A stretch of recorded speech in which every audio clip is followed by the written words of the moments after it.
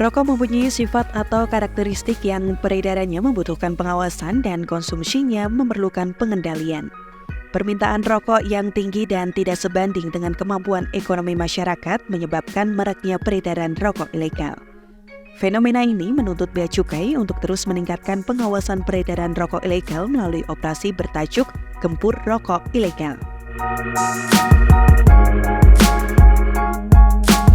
Operasi Gempur Rokok Ilegal merupakan wujud komitmen dari Bea Cukai sebagai community protector dan revenue collector untuk menekan peredaran rokok ilegal dan mengamankan penerimaan negara.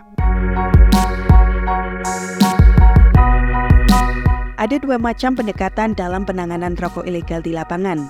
Yang pertama, yakni soft approach, yang merupakan pendekatan yang dilakukan dengan upaya preventif berupa pembinaan, sosialisasi, dan evaluasi.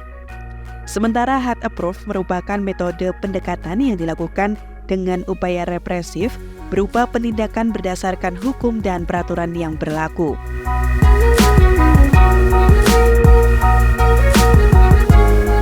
Bea Cukai mencatat selama periode operasi Gempur Rokok Ilegal sejak tahun 2018 sampai dengan 2022 terus mengalami peningkatan jumlah penindakan. Sedangkan jumlah barang hasil penindakan atau BHP cenderung menurun setiap tahunnya.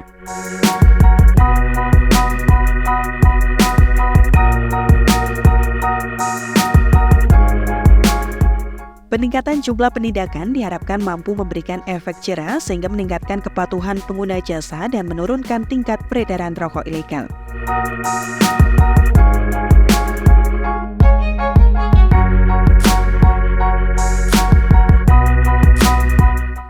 Sementara penurunan peredaran rokok ilegal diharapkan mampu meningkatkan permintaan terhadap produk legal sehingga dapat mendorong produksi, distribusi, dan pemasaran produk legal.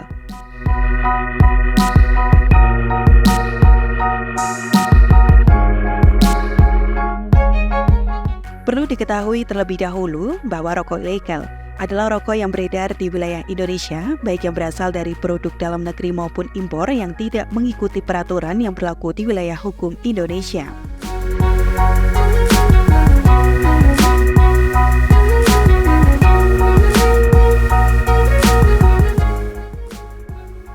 Ciri-ciri rokok ilegal antara lain tidak dilekati dengan pita cukai atau rokok polos, dilekati dengan pita cukai palsu, dilekati dengan pita cukai bekas, dan dilekati dengan pita cukai yang tidak sesuai peruntukannya.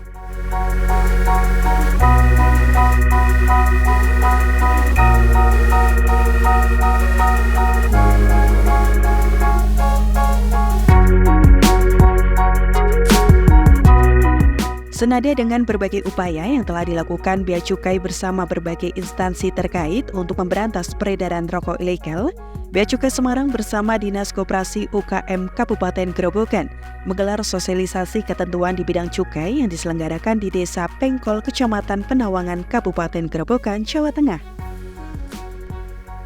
Kegiatan ini bertujuan memberikan edukasi mengenai ketentuan peraturan perundang-undangan di bidang cukai hasil tembakau. Peserta sosialisasi merupakan anggota KUD sekitar yang ada di wilayah Desa Pengkol, pedagang kelontong, serta masyarakat di sekitar Desa Pengkol. Berbagai upaya preventif terus dilakukan untuk menekan peredaran rokok ilegal. Salah satunya ialah dengan diadakannya kegiatan sosialisasi ini.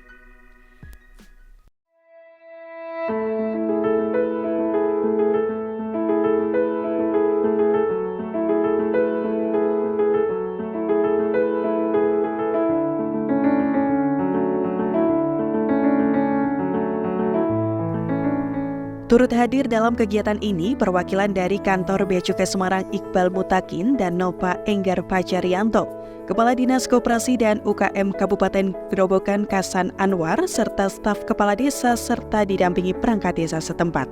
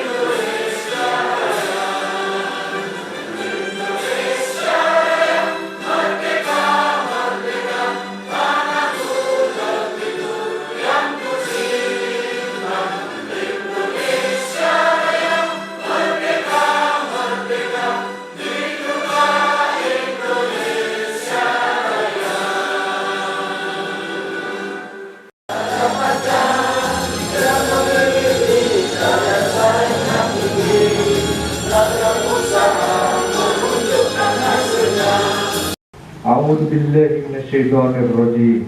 Bismillahirrahmanirrahim.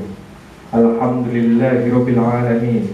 Wassalatu wassalamu ala asyrafil anbiya'i wal mursalin wa ala alihi wa sahbihi ajma'in. Dalam pengarahan di depan para pelaku UKM serta sejumlah anggota KUD Maliawan, Kecamatan Penawangan, Kepala Dinas Koperasi dan UKM Kasan Anwar menjelaskan maksud dan tujuan diadakannya sosialisasi tersebut. Beliau menyampaikan kepada para pelaku usaha harus ikut mendukung dan mengawasi peredaran rokok ilegal. Ayo, tak kasih 100.000 kalau bawa rokok yang ilegal. Maka sosialisasi ketentuan perundang-undangan di bidang cukai pada hari ini kami nyatakan dibuka. Lebih lanjut, dalam sebutannya, beliau menjelaskan ciri-ciri rokok ilegal yang dapat merugikan pendapatan negara.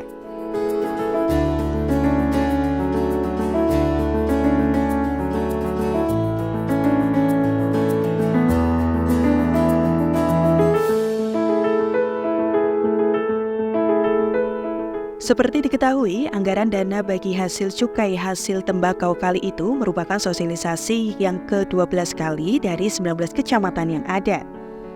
Meski demikian, beliau berharap pada tahun berikutnya anggaran dana bagi hasil cukai hasil tembakau yang meliputi kegiatan sosialisasi semacam ini dapat mengakomodir di seluruh kecamatan yang ada di Kabupaten Grobogan.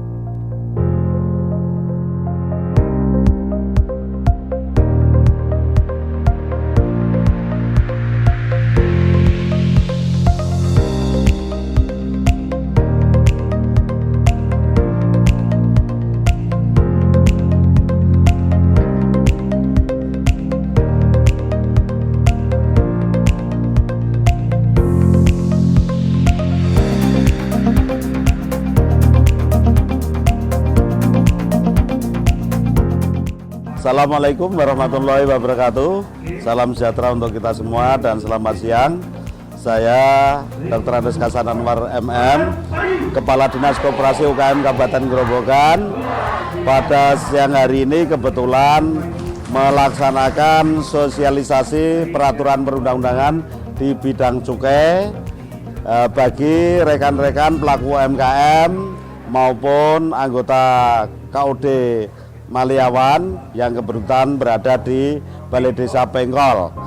Maksud dan tujuan kami untuk melaksanakan sosialisasi ini, kami bekerja sama dengan Biro Isda Provinsi Jawa Tengah dan Kantor Pelayanan dan Pengawasan Cukai Semarang, supaya pelaku UMKM dan anggota koperasi yang notabene juga punya usaha biar tahu mana rokok-rokok yang diizinkan oleh pemerintah yang ada cukainya dan mana rokok-rokok yang dilarang oleh pemerintah yang tanpa cukai atau polos atau cukai yang palsu, cukai tidak peruntukannya.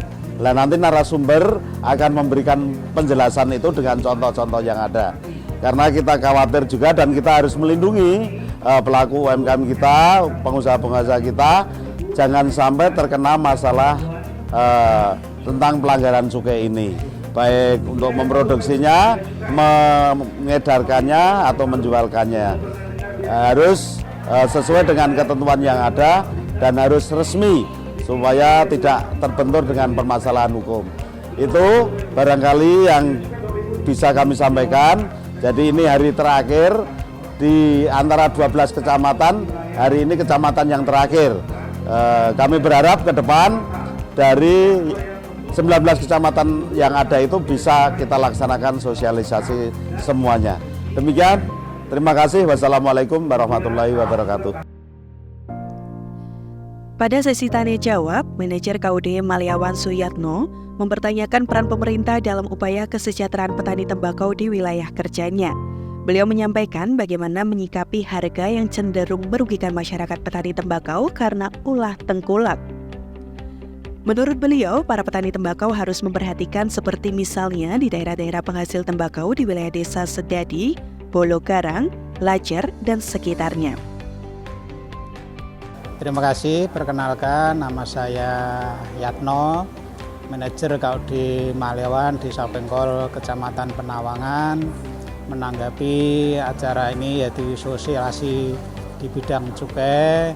Kami berharap dengan adanya acara ini yang bertujuan, ini yang kami undang kebetulan pelaku-pelaku usaha yang punya toko kelontong, juga pelaku KM, kami harapkan bisa menambah wawasan mereka, terutama di bidang cukai, agar mereka tahu mana rokok yang mereka perjualbelikan itu bercukai atau tidak, biar endingnya bisa membantu pemerintah untuk bisa meningkatkan pendapatan negara, yang akhirnya dengan peningkatan pendapatan negara dengan sendirinya nanti dari cukai itu nanti kembali lagi ke masyarakat.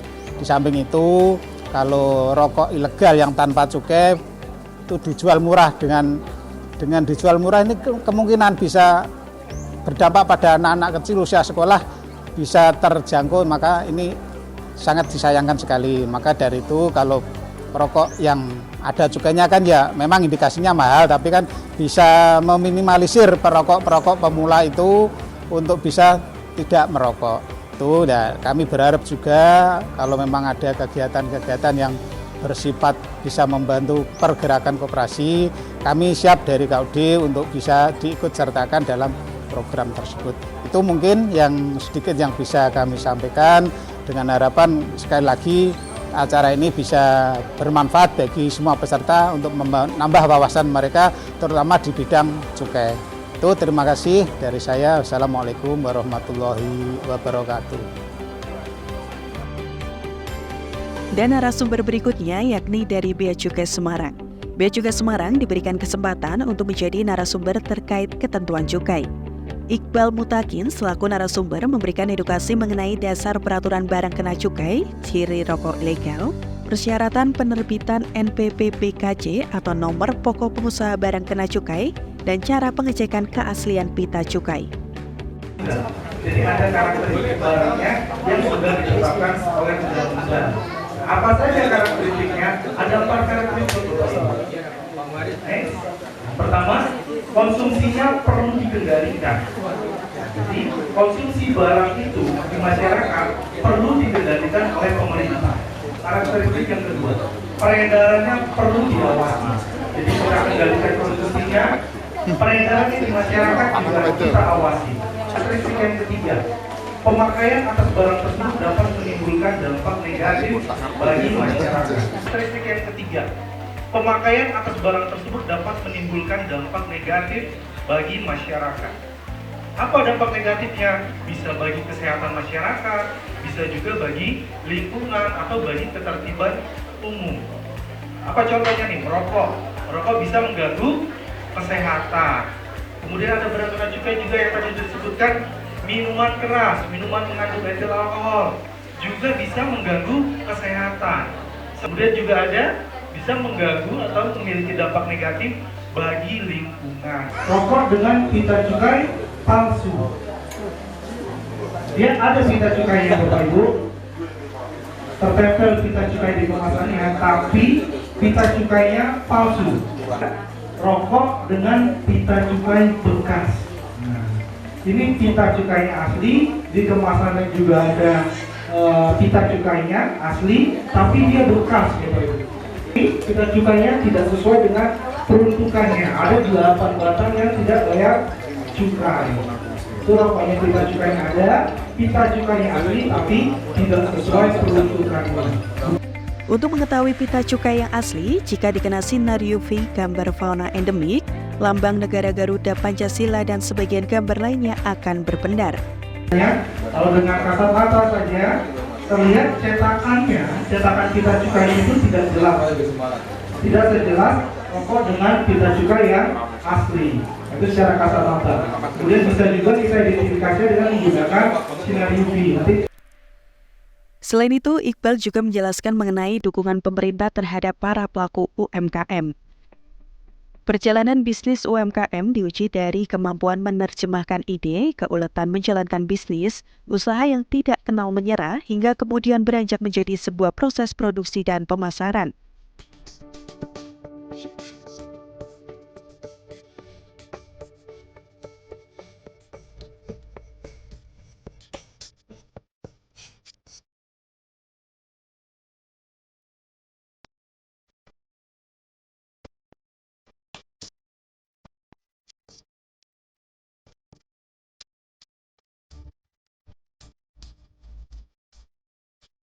Pemerintah mencoba mendukung ide-ide segar UMKM dan membantu para pelaku UMKM menghadapi halangan di setiap tahapan, seperti penyediaan instrumen ultra mikro untuk UMKM yang membutuhkan modal.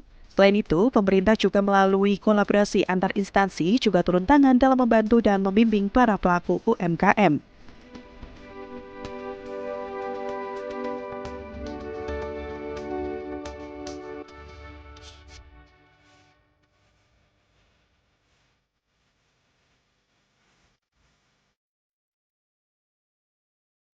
Dalam kesempatannya, Iqbal juga menghimbau bagi masyarakat yang mungkin karena ketidaktahuan dari aturan terkait pelanggaran cukai untuk lebih berhati-hati dan selektif untuk tidak menjual rokok polos, rokok ilegal, rokok bercukai palsu, dan rokok bercukai bekas. Dan apabila menemui oknum atau sales yang menawarkan rokok dengan harga murah, kemudian di kemasan tidak ada pita cukai dan memiliki indikasi mencurigakan, agar jangan pernah diterima dan diperjualbelikan.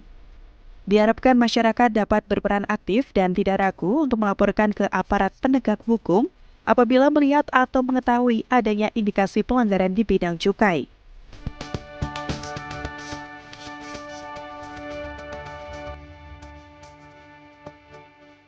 Baik, nama saya Nova Enggar Fajaryanto, biasa dipanggil Enggar. Kami dari Bea Cukai Semarang.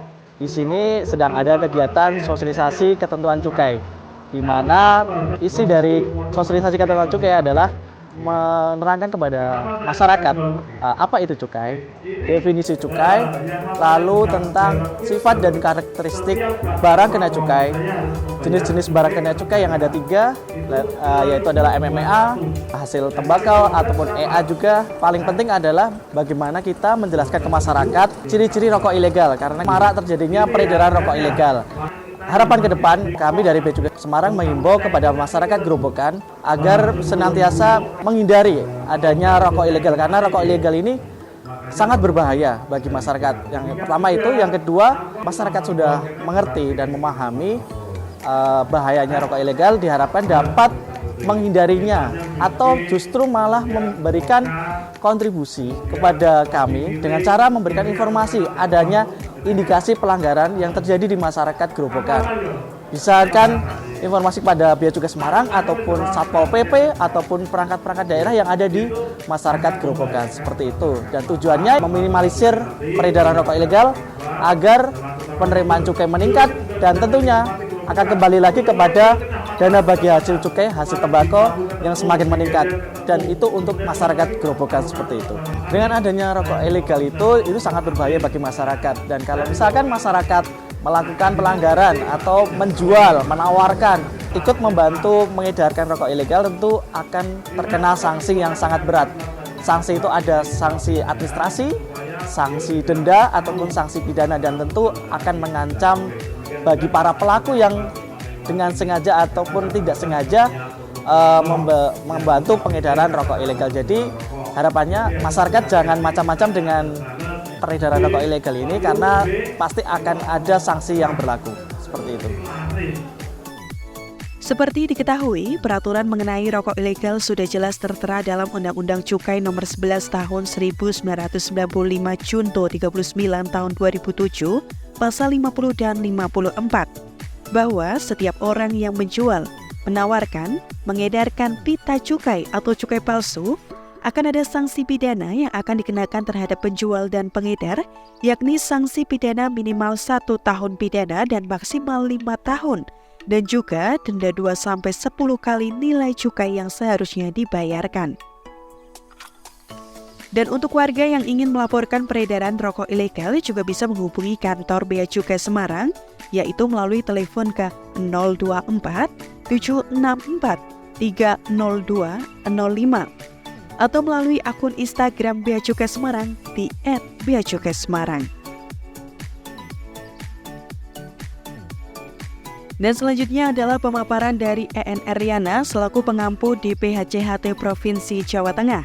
Beliau menjelaskan tentang alokasi dana bagi hasil cukai hasil tembakau atau DPHCHT.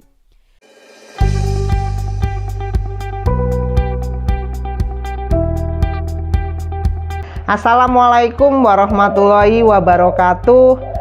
Salam sejahtera buat kita semua. Kami dari Sekretariat Dana Bagi Hasil Cukai Hasil Tembakau Provinsi Jawa Tengah. Apa kabar Bapak Ibu? Semoga semuanya dalam keadaan sehat walafiat. Dana Bagi Hasil Cukai Hasil Tembakau atau biasa dikenal dengan DBHCHT untuk Provinsi Jawa Tengah pada tahun 2023 ini mendapatkan alokasi anggaran sebesar 1.207.312.334.000 rupiah yang dialokasikan kepada pemerintah provinsi dan 35 pemerintah kabupaten kota. Anggaran ini dipantau dan dievaluasi oleh Sekretariat Dana Bagi Hasil Cukai Hasil Tembakau dan kementerian lain yang terkait. Prioritas penggunaan DBHCHT di tahun 2023 ini adalah satu di bidang kesejahteraan masyarakat sebesar 50%. Ini untuk program peningkatan kualitas bahan baku. Yang kedua adalah untuk program pembinaan industri dan yang ketiga program pembinaan lingkungan sosial. DBHCHT di bidang penegakan hukum sebesar 10% adalah untuk program pembinaan industri. Kemudian untuk program sosialisasi ketentuan di bidang cukai dan yang terakhir adalah untuk program pemberantasan barang kena cukai ilegal.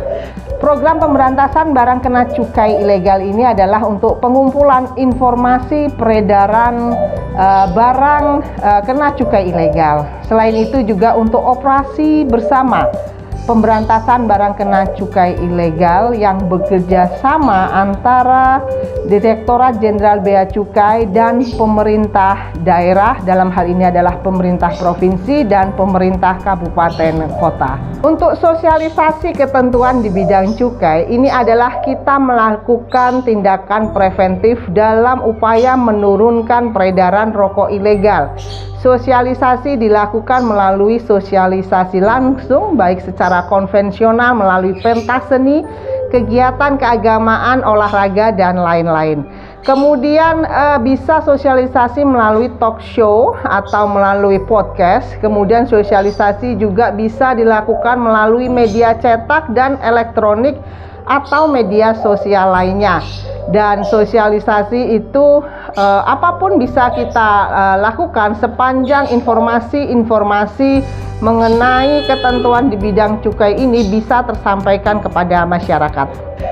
Sedangkan DBHCHT untuk mensupport di bidang kesehatan sebesar 40% ini digunakan untuk program pembinaan lingkungan sosial. Pemerintah daerah dan Direktorat Jenderal Bea Cukai ini mempunyai target bersama dalam menurunkan peredaran rokok ilegal. Mempunyai kepentingan yang sama, yaitu yang pertama adalah rokok ilegal turun, yang kedua adalah penerimaan cukai naik, yang ketiga pajak rokok naik, dan yang keempat DBHCHT naik. Bapak Ibu, kami berharap DBHCHT ini dapat hadir mensupport di tengah kebutuhan masyarakat petani tembakau dan buruh pabrik rokok melalui program peningkatan kualitas bahan baku dan pembinaan industri. Mari bersama-sama kita gempur rokok ilegal. DBHCHT oke, Jawa Tengah gayang. Wassalamualaikum warahmatullahi wabarakatuh.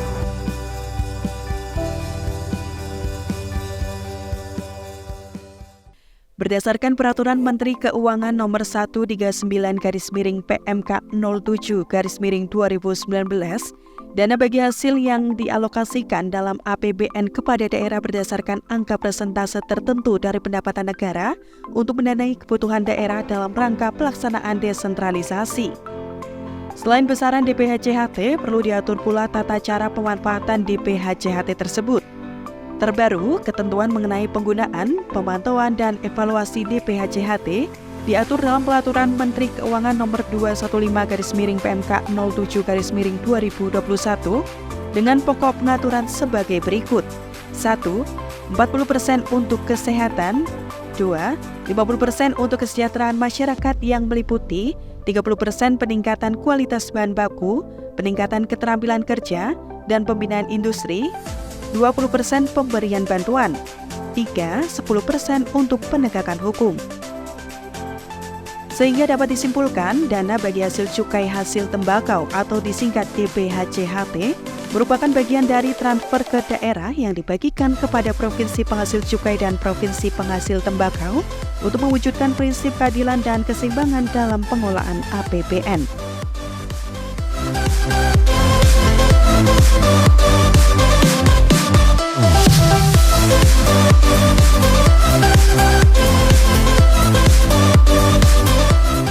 Dengan telah dilaksanakannya berbagai kegiatan mengenai pemberantasan rokok ilegal baik melalui sosialisasi, pengumpulan informasi, dan berbagai tindakan preventif yang dilakukan, diharapkan dapat meningkatkan pemahaman masyarakat mengenai ketentuan cukai dan rokok ilegal.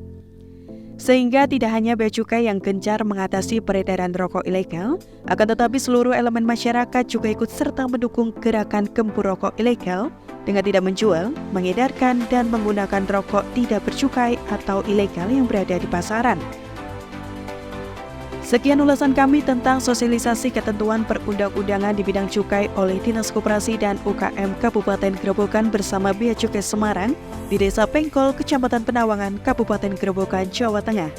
Semoga tayangan kali ini dapat memberikan informasi dan edukasi bagi masyarakat khususnya dalam hal gempur rokok ilegal. Sampai jumpa di liputan khusus Semarang TV berikutnya.